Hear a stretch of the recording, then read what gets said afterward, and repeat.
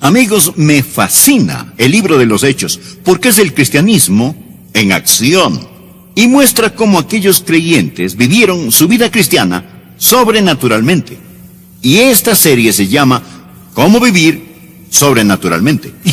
Cuando usted vive sobrenaturalmente, cuando usted está unido con el Señor Jesucristo, créalo o no, usted se va a encontrar en conflicto y en crisis. Le digo a la gente que si nunca se han encontrado con el diablo es porque ellas y el diablo van en la misma dirección. Dé media vuelta y tendrá usted una colisión y enfrentará una crisis. Pero descubrirá esta gloriosa verdad, que Jesucristo es el Cristo de cada crisis. Y este es el título de nuestro estudio, el Cristo de toda crisis. Acompáñenos. Por favor, busque el libro de los Hechos, capítulo 12. Hoy estudiaremos acerca del Cristo de toda crisis. Todos tenemos problemas. Los problemas llegan diariamente. Pero de vez en cuando tenemos que enfrentar una crisis. Quiero decir, una verdadera crisis. Y no sabemos, en realidad, a quién acudir, a menos que acudamos al Señor. Una crisis puede venir inesperadamente. Puede venir tenazmente, como salida de la nada. Hablo de una crisis aterradora. Alguien dijo, si puede mantener su cordura cuando todos a su alrededor están perdiendo la suya, puede ser una señal de que usted no entiende la situación. O pudiera ser que usted sí entienda algunas de las cosas que voy a compartir hoy de la palabra de Dios. Hechos 12, versículo 1. En aquel mismo tiempo el rey Herodes echó mano a algunos de la iglesia para maltratarles, y mató a espada a Jacobo, hermano de Juan. Y viendo que esto había agradado a los judíos, procedió a prender también a Pedro.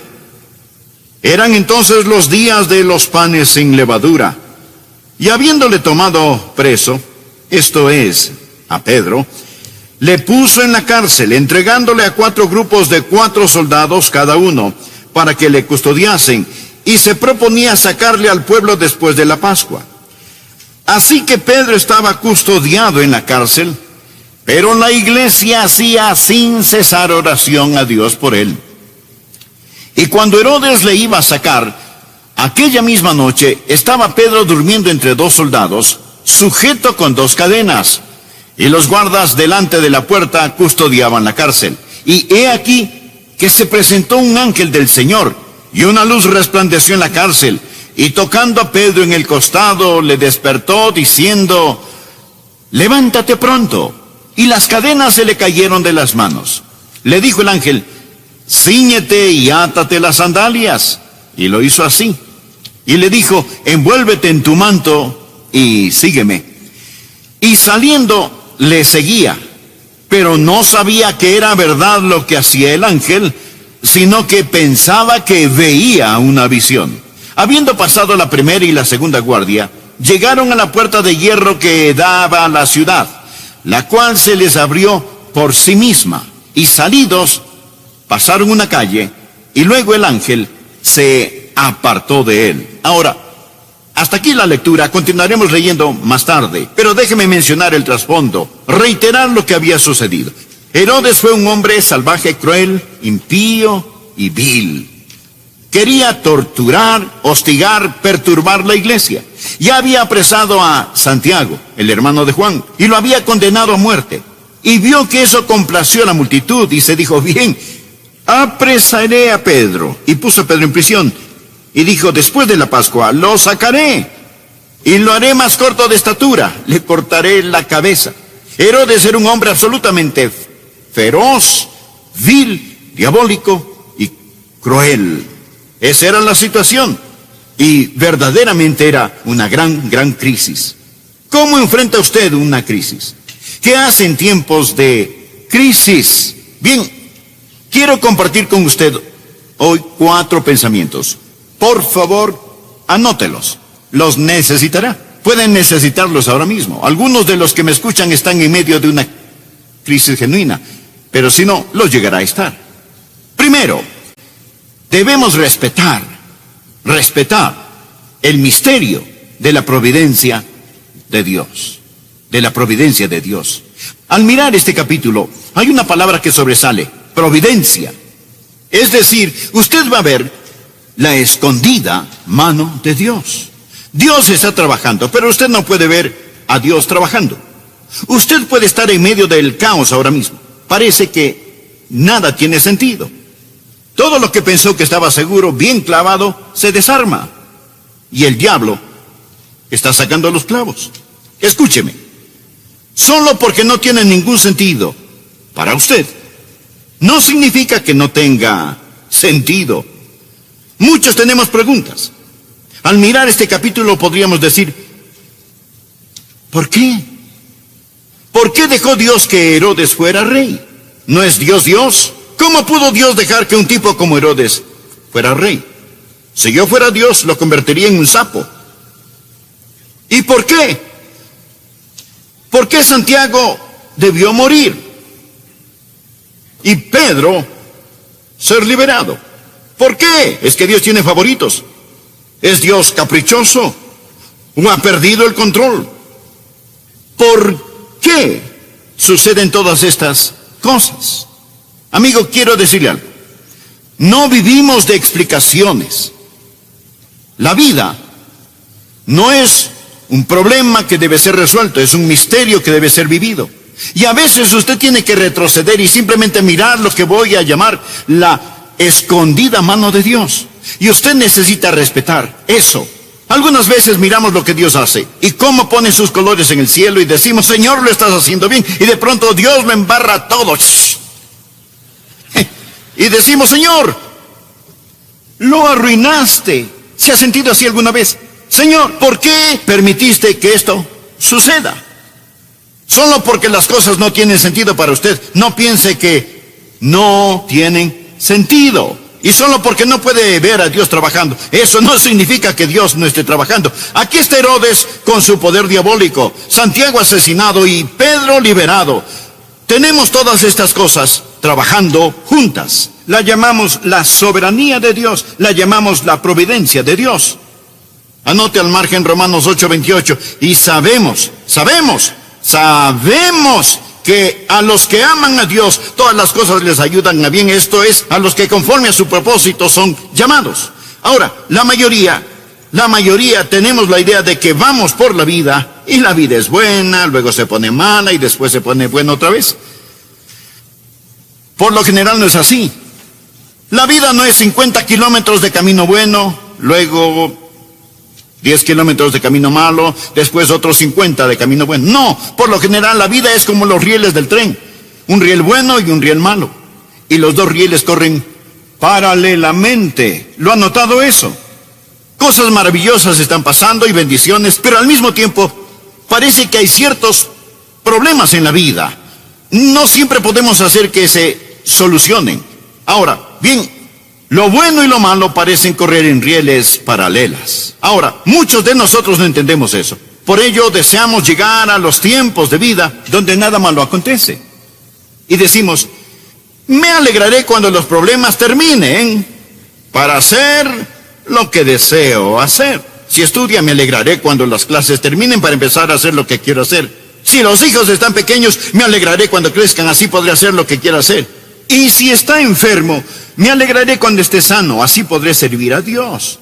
No es la vida misteriosa. No es misteriosa. Existen las cosas malas y las cosas buenas. Dios, en el crisol de su sabiduría, mezcla estas cosas para su gloria. Y nosotros sabemos que todas las cosas ayudan a bien. Amigo, usted no vive por explicaciones. Usted nunca puede explicar a Dios. Usted vive por promesas que a lo mejor nunca puede explicarlas.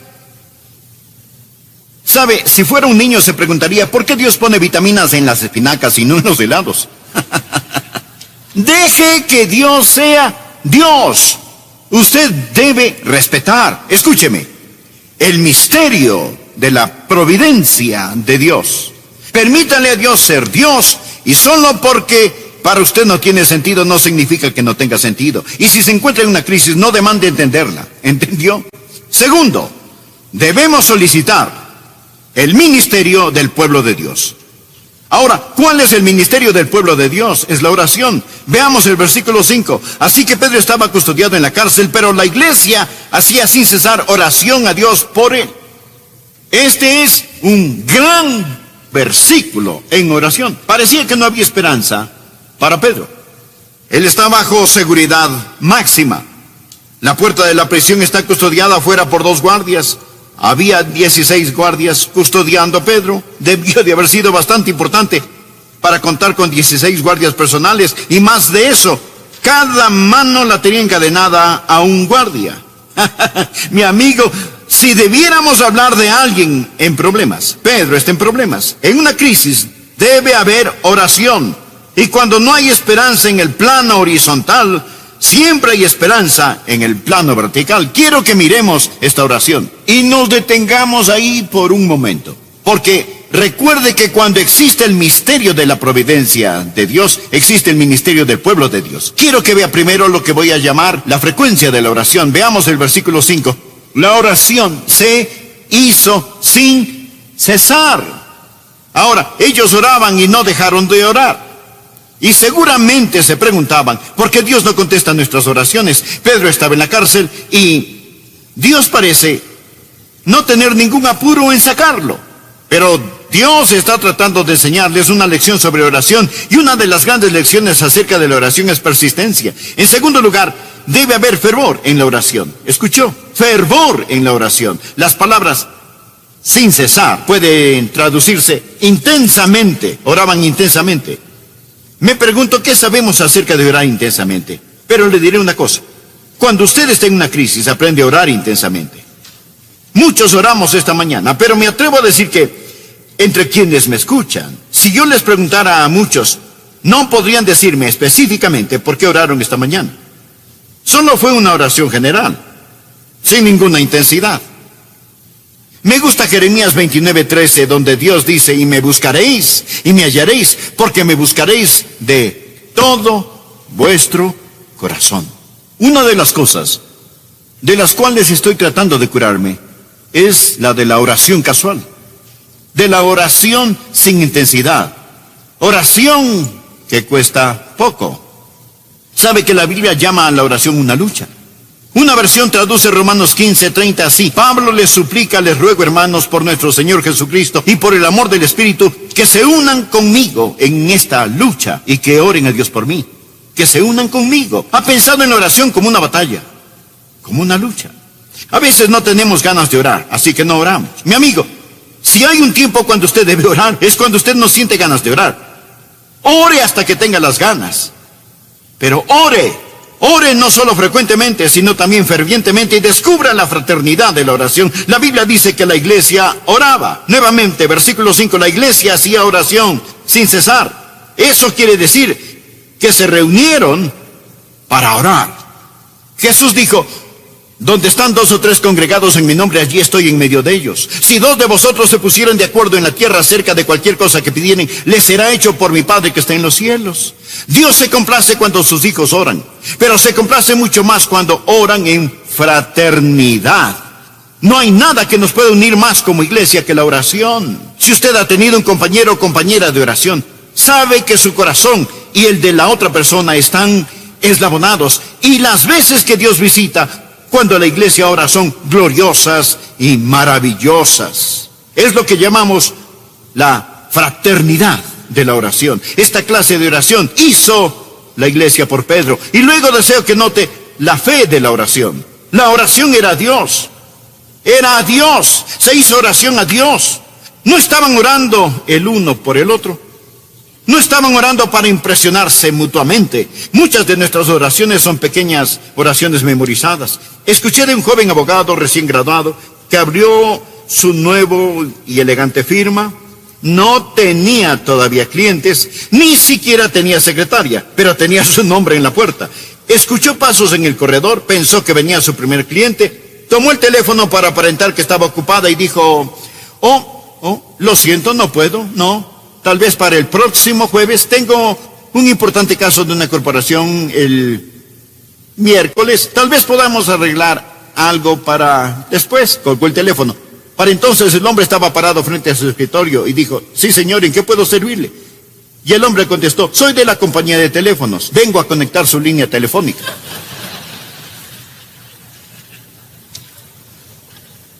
En ocasiones nuestras oraciones son así, tratamos de impresionar a otros, pero no hay nadie en la línea. Esta gente no estaba tratando de impresionar a nadie, estaban desesperados. Sus oraciones eran a Dios. Creo que la razón por la que no oramos con frecuencia y fervientemente es porque pensamos que podemos prescindir de la oración. Tal vez la peor cosa acerca de nosotros no es la falta de oración, sino el orgullo. Quiero decir, tenemos nuestras máquinas, nuestros planes, nuestros métodos, nuestros pastores, nuestros coros, nuestras escuelas dominicales, nuestros edificios. Tenemos todo esto y aquello y vamos a la iglesia y pensamos, bien, lo haremos, sabemos cómo hacerlo. ¿Y sabe usted lo que el diablo hace? Está parado en una esquina sonriente y dice, pueden tener sus edificios, sus coros, pueden tener sus reuniones, sus predicadores, pueden tener todo lo que quieran, incluso sus estudios bíblicos, siempre y cuando dejen de lado el poder de Dios que viene con la oración ferviente y que no acepta un no por respuesta. El diablo se burla de nuestros proyectos, se ríe de nuestras organizaciones, ridiculiza nuestros talentos, pero teme nuestras oraciones. A su vez existe el enfoque de la oración. Por favor, el versículo 5, la Biblia dice, la iglesia hacía sin cesar oración a Dios. ¿Por quién? Escuche, por Él. Ellos estaban orando por Pedro. No solo fue una oración intensa, sino también específica. ¿Qué oró usted esta mañana? ¿Sabe que muchas de nuestras oraciones son tan indefinidas que si Dios las contestara no lo sabríamos y si no, no tendríamos que admitirlo? Señor, salva a los perdidos. Bueno, si alguien se salva, usted puede decir, bueno, yo oré para que se salvara y se salvó. ¿Cómo sabe que fue su oración? ¿Cómo sabe que no fue mi oración o la de otra persona? ¿Sabe? Tenemos estas oraciones indefinidas. Pero cuando ellos oraron por Pedro y recibieron respuesta, sabían que fue una respuesta a sus oraciones. Oraron por él. Veamos el tercer punto. Cuando enfrentamos una crisis, debemos, tercero, descansar en la maestría de la paz de Dios. Tenemos el misterio de su providencia, el ministerio de su pueblo y ahora la maestría de su paz en medio de la tormenta. Leamos el versículo 6. Y cuando Herodes le iba a sacar, aquella misma noche, Pedro estaba durmiendo. ¿Qué le parece? Pedro durmiendo entre dos soldados, atado con dos cadenas. Yo no sé si los soldados estaban durmiendo, pero Pedro sí. Y los guardias delante de la puerta custodiaban la cárcel. Aquí estaba. A la mañana siguiente lo ejecutarían, pero él estaba durmiendo. Él dormía tan sabrosamente que el ángel tuvo que tocarle el costado para que se despertara. Esto es paz. Paz en medio de la tormenta. Mientras leía esto pensé, ¿cómo Pedro pudo dormir estando en una crisis como esa? Bueno, primero, él ya no tenía temor de morir.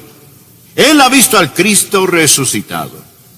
Lo he dicho antes, un hombre no está listo para vivir hasta que no haya perdido el temor de morir. Pedro había visto al Cristo resucitado y por lo tanto la muerte ya no le infundía temor. Segundo, él sabía que el pueblo de Dios estaba orando por él. Esa es una de las cosas más grandes que me ayuda en mi ministerio. Sé que están orando por mí, no todos, pero muchos, algunos. Ustedes está orando por mí. ¿Qué fortaleza existe? ¿Qué gozo existe? ¿Qué victoria existe? Muchas veces he sentido al hacer lo que hago, predicar, he sentido esa paz, he sentido ese ánimo. Y sabe, es porque los hijos de Dios están orando. Respete el misterio de la providencia de Dios. Requiera el ministerio del pueblo de Dios, la oración. Descanse en la maestría de la paz de Dios en medio de la tormenta, sea cual sea. Tú guardarás en completa paz a aquel cuyo pensamiento en ti persevera, porque en ti ha confiado. Deje de mirar la tormenta y ponga su mirada en el Señor Jesucristo. Finalmente, cuarto, regocíjese en la majestad del poder de Dios.